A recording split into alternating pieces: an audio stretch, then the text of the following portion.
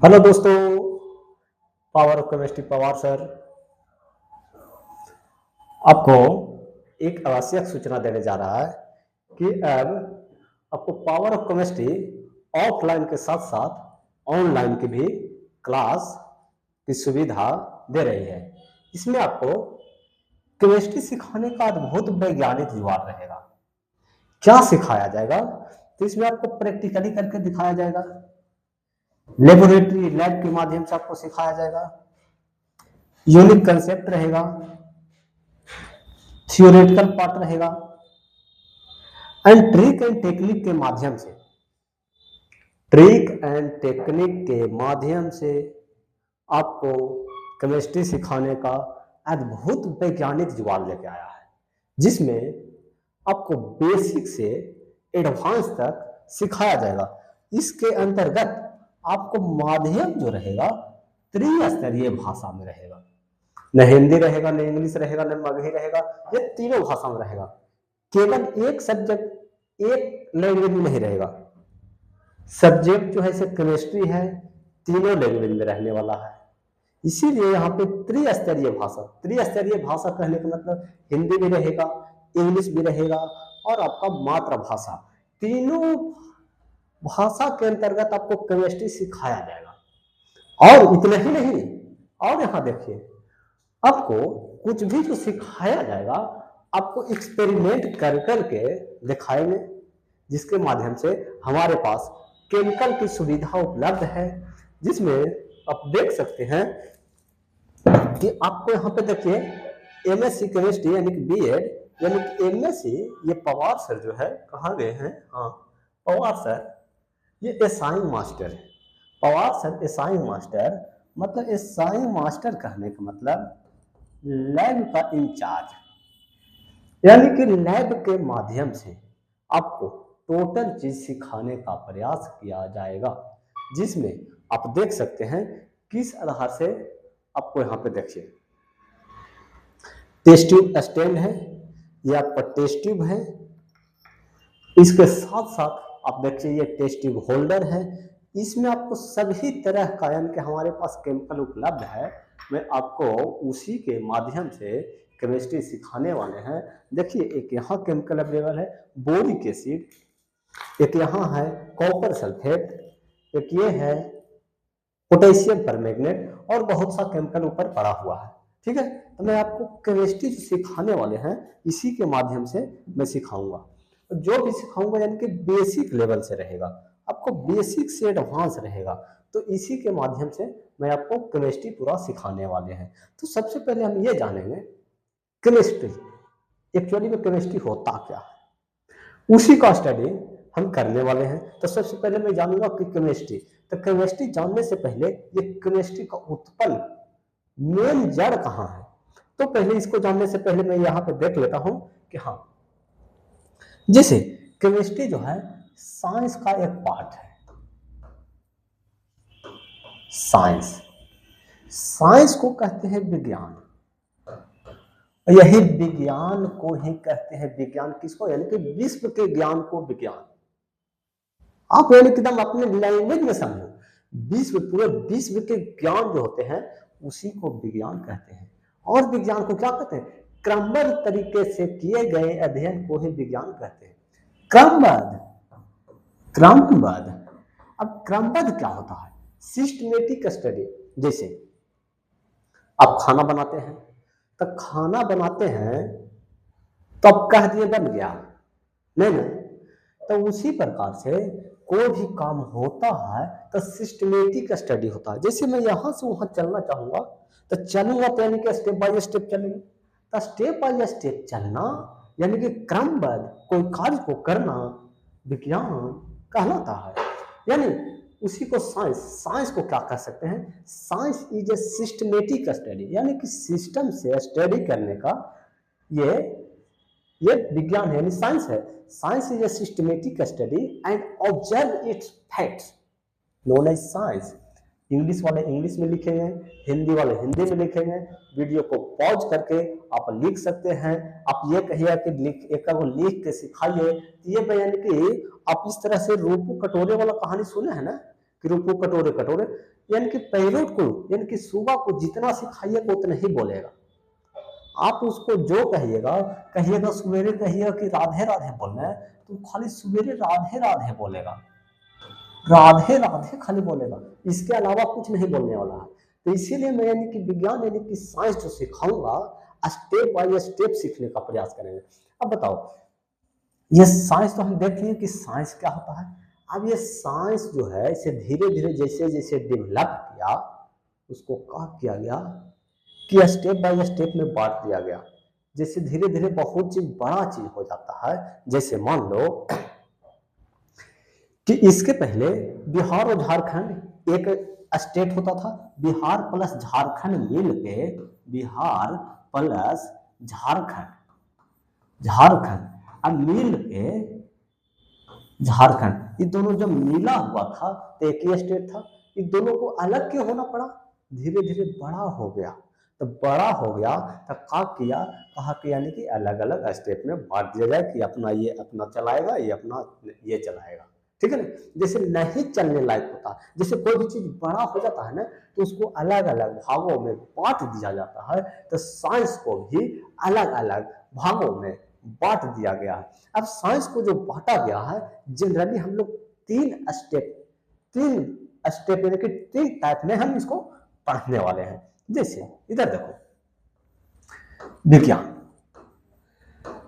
विज्ञान को जो बांटा गया है, तो पहला जो है जिसको केमिस्ट्री, दूसरा कहेंगे फिजिक्स, तीसरा कहेंगे बायो। यही तीनों आपका जो होता है फिजिक्स, केमिस्ट्री, बायो, ये तीन जो होता है यही मेन आपको तीन पढ़ना है।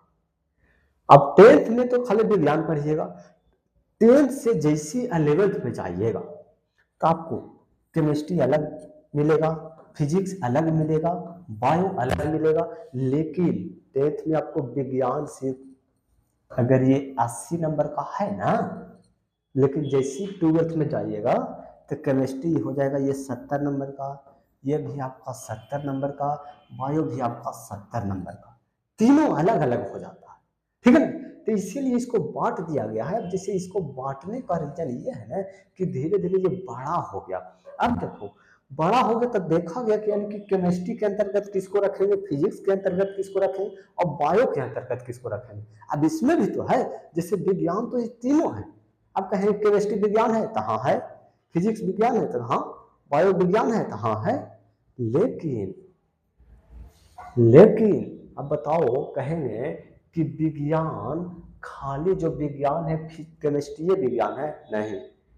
अगर सवाल में रहेगा देखो ऐसे पूछता, कहेगा कि खाली विज्ञान के अंतर्गत केमिस्ट्री आता है तो नहीं, विज्ञान के अंतर्गत फिजिक्स आता है तो नहीं, विज्ञान के अंतर्गत खाली बायोलॉजी आता है तो नहीं, तो क्या आता है, तो सभी आता है, ठीक। तो ये स्टेप बाय स्टेप समझने का चीज है। अब बताओ, अब हम यहाँ पे जो देखने वाले हैं तो केमिस्ट्री हम पढ़ने वाले हैं। क्या पढ़ने वाले हैं? Chemistry, chemistry. अब केमिस्ट्री क्या होता है, मेन मुद्दा यहां समझना। स्टेप बाय स्टेप समझिएगा तभी आपको समझ में आएगा, नहीं तो बोरा में जाएगा, जो भी पढ़े हैं सब बोरा में चल जाएगा। इसलिए इसको स्टेप बाय स्टेप पढ़ने का चाहिए।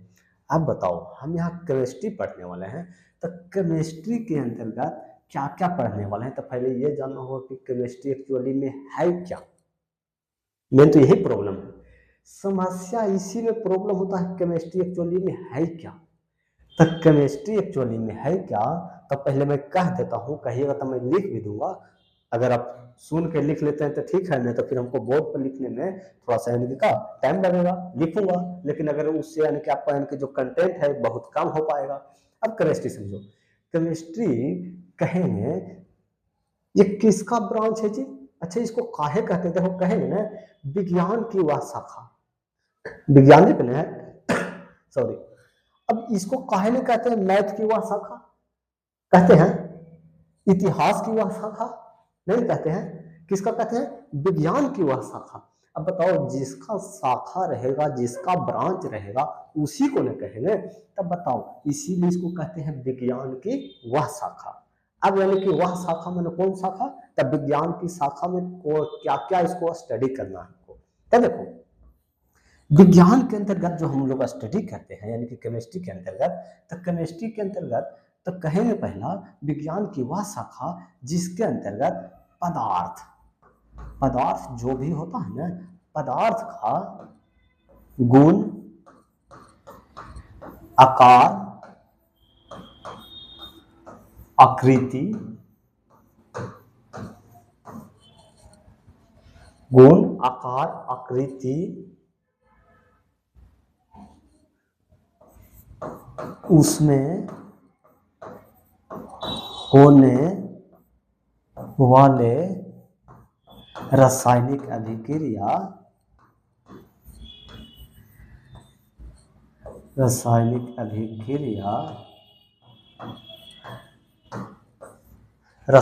अभिक्रिया तथा एक्सपेरिमेंट के माध्यम से प्रयोग करके सीखना। कैसे सीखना, प्रयोग करके सीखना केमिस्ट्री कहलाएगा। अब बताओ केमिस्ट्री में कोई प्रयोग करता है क्या, कुछ किया है नहीं, क्यों, क्योंकि अब बताओ प्रयोग करने के लिए करेगा क्या चीज का प्रयोग करे, तो प्रयोग करने के लिए उसके पास कोई भी सबस्टांस होना चाहिए ना। अब जैसे मान लो H2O का नाम तो सुना है, H2O तो सबको देखा है ना। NaCl सब लोग देखा है, सुना भी है। NaCl जिसको कहते हैं कॉमन नेम, क्या कहते हैं साधारण नंबर, H2O पानी, वाटर, एक्वा जल, नीर, सब इसी को कहते हैं। अब बताओ इसका कितना नाम है, अब बताओ कि अगर उतना नाम अगर आपको नहीं याद रहेगा, जैसे H2O को क्या कहते हैं, से सुन लो। H2O को सबसे पहले तो कहते हैं जल, दूसरा कहते हैं पानी, तीसरा कहते हैं नीर, चौथा कहते हैं एक्वा, पांचवा कहते हैं हाइड्रोजन ऑक्साइड, केमिकल नेम है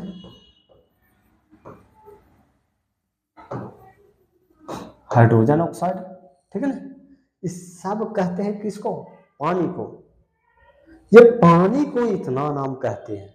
अब बताओ खाली आप जानते हैं कि पानी को यानी कि H2O कहते हैं, H2O नहीं, यानी कि H2O यानी कि जल खाली नहीं है, पानी है, नीर है, एक्वा है। कभी कभी जाइएगा कहीं जाइएगा कहेगा एक्वा दीजिए, आप जानिएगा तब ना एक्वा दीजिएगा, तो एक्वा इसी को कहते हैं। चलो तो हमारे अभी यहाँ केमिस्ट्री पे यानी कि केमिस्ट्री, तो पदार्थ, तो सबसे पहले हम जानेंगे कि पदार्थ होता क्या है। तब पदार्थ में हम जानेंगे कि पदार्थ क्या होता है। तब पदार्थ को जानने के लिए, पदार्थ कलर नहीं दिख रहा होगा, पदार्थ किसको कहेंगे, तब पदार्थ जो है जिसमें कुछ मास हो, जो स्थान घेरता हो, पदार्थ कहते हैं। जैसे इसको वजन करेंगे तो वजन होगा, ये कुछ स्थान घेरने हैं, इसी को तो कहते हैं पदार्थ। ये पदार्थ है आपके पास, देखो ये भी आपका पदार्थ है, ये देखो ये भी आपका पदार्थ है। कोई भी चीज जो स्थान घेरे और जिसमें कुछ मास हो, उसी को पदार्थ कहते हैं, ठीक है। यानी कि पदार्थ को कहते हैं मैटर, पदार्थ यानी मैटर। अब ध्यान देना, अब मैटर यानी कि मैटर तो हम समझ गए, अब मैटर में ही हमको पढ़ना है उसका गुण। तब गुण, अब बताओ एक आध मैटर का नाम बताओ। तब पानी का भी बता रहे थे H2O को तो नाम सुना है।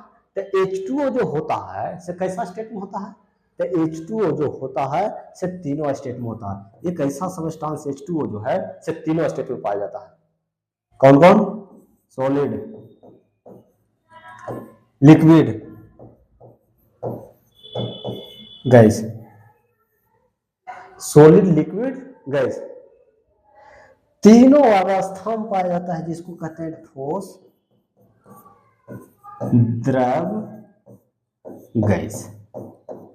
अब समस्या यहां है, एक चीज और समझना, ये पदार्थ जो है ना, पदार्थ ये कोई नहीं बताने वाला है, जल्दी देखो, ये पदार्थ को कहते हैं द्रव्य। समस्या यहां ये होता है, ये द्रव्य है और ये द्रव है, ये द्रव्य है, ये द्रव है, ये द्रव्य है, ये द्रव है। ये द्रव्य है, ये द्रव्य है, बोलो अब बताओ। ये द्रव्य माने मैटर यानी पदार्थ, और ये द्रव माने कि इसका स्टेट अवस्था। आया नहीं, बोरा में चल गया। देखो इधर, ये द्रव्य माने पदार्थ यानी मैटर, ये लिक्विड यानी कि द्रव माने स्टेट बताएगा, किसका स्टेट? स्टेट बताएगा द्रव्य का। ठीक, चलो अब इसी में हम देखते हैं H2O का यानी कि कहेगा गुण, तब गुण हम कहेंगे कि क्या होता है इसमें, गुण क्या पाया जाता है जी, तब गुण इसका है ना कि यानी कि तीनों स्टेट में पाया जा रहा है। ठीक है, किसके किसके साथ यानी कि ये रिएक्शन कर सकता है, तो ये किसके साथ रिएक्शन, इसको कहते हैं कि ये सभी चीज का अधिकतर जो है ना कि अधिकतर चीज घोलता जो है पानी में घोलता है। चीनी घोलो, मिट्टी घोलो, नमक घोलो, ये सब कहाँ घोलेगा? पानी में। तो इसीलिए इसको क्या कहते हैं कि सबको यानी कि घोलने वाला है, इसको सोलवेंट के रूप में कहते हैं। ठीक है, सोलवेंट, सोलवेंट मैंने विलायक के रूप में, सर्वदाता विलायक यानी कि सबको घोलने वाला, सबको घोल देगा यानी कि सभी को घोलने वाला, यानी कि इसीलिए H2O को विलायक के रूप में कहते हैं। अब ध्यान देना, अब इसका यानी कि आकार, H2O का आकार और आकृति, यानी ये दो बात समझना, आकार और आकृति। तो आकार और आकृति क्या होता है, तो पहले हम इसको जानेंगे। तो आकार कहे का मतलब कि जैसे H2O है बाबू, तो H2O है, ध्यान देना इधर, आकार और आकृति, H2O OH, इधर H है, इधर भी H है, तो बताओ कि इसका आकार कैसा है और आकृति कैसा है। आकार आकृति मैंने समझते हो, देखो इधर यही बोरा में चल जाता है, एक होता है शेप, एक होता है साइज। शेप माने आकार और साइज माने आकृति, साइज माने आकार और शेप माने आकृति। इधर देखना, शेप यानी कि किस शेप का है, आकृति का है, आकार माने कैसा साइज है उसका। ठीक है, तो यहाँ पे यही देखना है कि आकृति जो है इसका कहाँ है, H2O का, H2O OOH, यानी इसको कहते हैं भी शेप, इसको पलट के देखेगा तो ऐसे, इसीलिए इसको कहते हैं वाटर को भी शेप कहते हैं। क्या कहते हैं? भी शेप। अब ध्यान देना, अब इसके बाद हम लोग पढ़ने वाले हैं पदार्थ। पदार्थ तो अभी बताएं कि पदार्थ के जनरली 3 होता है, खोज कर गया है 5, एक और होगा, होता है 3, खोज कर गया है 5, एक और होगा। ठीक है, देखो पहला होता है ठोस, द्रव, तीसरा होता है गैस। हम लोग एकदम बेसिक से पढ़ने वाले हैं, एकदम बेसिक से, जिसको कुछ नहीं आता है एकदम शुरू से देखेगा, स्टेप बाय स्टेप देखेगा। देखो यानी इसको कहते हैं सॉलिड, इसको कहते हैं लिक्विड, इसको कहते हैं गैस। सॉलिड किसको कहेंगे, तो सॉलिड कहें कि इसका जो भी पार्टिकल होगा, पार्टिकल बने कण, कण के मतलब यानी कि उसमें जो मिलन होगा, जैसे ये मान लीजिए दीवार बना हुआ है, चाहे ये बोर्ड बना हुआ है, तब बोर्ड बना हुआ है, तो देखो तो ये हार्ड है कि नहीं है, हार्ड, तो हार्ड है तो कहेंगे सॉलिड है यानी ठोस है। लिक्विड किसको कहेंगे, तो लिक्विड कहने का मतलब कि पानी देखा है, जैसे मान लो कि इसमें देखो ये लिक्विड स्टेट में है, ये केमिकल जो है क्या चीज में है, लिक्विड स्टेट में है, ये लिक्विड स्टेट में है, इसका कण के पार्टिकल के बीच में भी स्टेज थोड़ा सा है। अब बताओ गैस, गैस देखो तो इधर है वातावरण में, इन्वायरमेंट में है ना गैस। अब ये गैस जो है ये गैस के रूप में रहता है, तो इसका कण जो होता है इसे दूरी दूरी में होता है। तो देखो इस तरह से इसे घेरा लगाओ, देखो यहाँ पे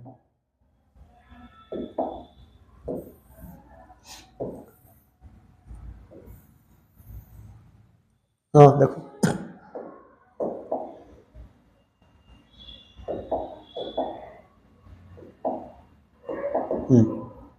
इसका पार्टिकल जो होता है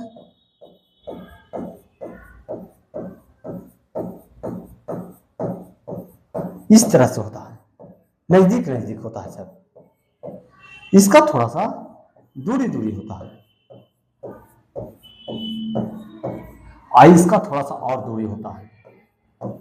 देखो, तो कहेंगे इसका पार्टिकल जो होता है इसे नजदीक नजदीक होता है, इसका पार्टिकल जो भी होता है कण जो होता है से इसके कंपेयर में थोड़ा सा दूरी और इसका सबसे ज्यादा दूरी पर होता है। इसीलिए गैस जो होता है से इसका इंटरमोलिकुलर फोर्स बहुत कम होता है। तो ऐसे देखो, ऐसे जा रहा है ना, अब बताओ इसका अंदर ठोक दो, जा रहा है नहीं ना? हाँ, तो यानी कि ये हार्ड क्यों है, इसका कण पार्टिकल जो है से बहुत नजदीक नजदीक में है और इसका पार्टिकल इसके कंपेयर में थोड़ा सा दूर है और इसका पार्टिकल थोड़ा सा और दूर है, इसलिए इसको कहेंगे सॉलिड, इसको कहेंगे लिक्विड, इसको कहेंगे गैस। ये लिक्विड आपको दिख रहा है, ये आपके सामने सॉलिड है, जिसको देखो ये सॉलिड है और जो एनवायरमेंट में है, वातावरण में है, ये गैस है। अब इतना ही नहीं, ध्यान देना, ध्यान क्या देना है कि अब इनकी तीन स्टेट। अब देखो पदार्थ के जो होता है, यानी कि पदार्थ को ही मैटर कहते हैं, मैटर, ये मैटर को ही सबस्टांस कह देते हैं, कभी कभी सबस्टांस कहते हैं। देखो सबस्टांस कहेगा, सबस्टांस लेके आओ, सबस्टांस माने पदार्थ, कोई भी पदार्थ लेकर आओ। अब बताओ ये पदार्थ की यानी कि सबस्टांस की यानी मैटर की, इसी को और द्रव्य कहते हैं, द्रव्य। ये इतना नाम है, पदार्थ कहो, मैटर कहो, सबस्टांस कहो, द्रव्य कहो। इसका कितने स्टेट, तीन स्टेट तो पढ़ लिए, दो और होता है। तो दो क्या होता है, तो दो होता है प्लाज्मा, प्लाज्मा, एक होता है बोस-आइंस्टीन, जिसको बोस-आइंस्टीन कंडेंसेशन बीईसी कहते हैं, Bose-Einstein condensation BEC, Bose-Einstein condensation. ये तैयार कैसे हुआ, ध्यान देना इधर। ये सॉलिड था, सॉलिड को गर्म करेंगे तो गर्म करेंगे तो ये लिक्विड में कन्वर्ट होगा, लिक्विड को और गर्म करेंगे तब गैस में कन्वर्ट होगा। जैसे मान लो आइस के नाम सुना है, आइस यानी बर्फ, तो बर्फ जो होता है तो बर्फ होता है कैसा, ठोस में, ठोस को गर्म करेंगे, थोड़ा सा गर्म करेंगे लिक्विड में। अब ये लिक्विड में जैसे बर्फ को गर्म किए तो ये बन गया पानी, पानी को गर्म किए और टेम्परेचर दिए, ये बन गया वाष्प, जिसको वाष्प कहते हैं, वाष्प। और यही वाष्प को फिर से गर्म कर दें, फिर से गर्म कर देंगे तो यही बन जाता है प्लाज्मा। नहीं समझा, ये बर्फ था, बर्फ यानी कि ठोस अवस्था में था, सॉलिड में था, गर्म किए पानी बन गया लिक्विड में, लिक्विड को फिर से गर्म किए वाष्प बन गया, वाष्प को फिर से गर्म करो प्लाज्मा। प्लाज्मा के एग्जांपल देखो, लाइन देखा है, लाइन, लाइन को ऐसे दोनों को आपस में टकराइएगा ना तो चिंगारी निकलेगा, तो चिंगारी उसी को तो कहते हैं प्लाज्मा, ठीक है। अब बोस-आइंस्टीन कंडेंसेशन, बोस-आइंस्टीन कंडेंसेशन में क्या किया गया है, इस सब को तो गर्म करके निकाला ना, इसको ठंडा करके वो निकाला -273 डिग्री, यानी कि इतना केल्विन टेम्परेचर है, इतना पर इसको ठंडा किया तो बोस-आइंस्टीन कंडेंसेशन प्राप्त हो गया, ठीक है। तो हम यहाँ जानेंगे कि सब जो है इसे धीरे धीरे गर्म कर रहे थे, गर्म क्या कर रहे थे, बर्फ को गर्म किए पानी बना, पानी को गर्म किए वाष्प बना, वाष्प को गर्म किए प्लाज्मा बन गया। अब उसको क्या किए, ठंडा किए, ठंडा किए, इतना ठंडा कर दिए, इतना ठंडा कर दिए, इतना ठंडा कर दिए, मैंने इसी को ना ठंडा कर दिया है। बताओ इधर से ठंडा करते आएंगे, ठंडा करते आएंगे, ठंडा करते आएंगे, ठंडा करते आएंगे तो ये और ठंडा होगा ना। जैसे देखो वाष्प को ठंडा किया, पानी, वाष्प से बादल बनता है, बादल से फिर पानी बरसता है, पानी को रख दो फ्रिज में जम जाएगा, और जम गया उसको फिर से वो और टेम्परेचर कम कर दो, कितना पर, 0 पर नहीं जम जाता है जी, -273 पर लेके जाओ, ये बन जाएगा BEC, बोस-आइंस्टीन कंडेंसेशन। समझ में आया, इतना अगर बात समझ में आ गया है तो फिर मैं आगे देखता हूं, ठीक है। बाकी बाकी हम अगले क्लास में देखेंगे, अगला टॉपिक में क्या रहेगा, आपको एलिमेंट के बारे में आपको बताया जाएगा। जैसे इसमें हम लोग देख लिए पदार्थ के बारे में देख लिए, अब पदार्थ के अंतर्गत पदार्थ भी होता है, वो प्योर होता है, वो इम्प्योर होता है, तो इसको क्लासिफाई करेंगे, अगले क्लास में हम लोग करने वाले हैं, ठीक है। All the best. बाकी फिर मिलते हैं।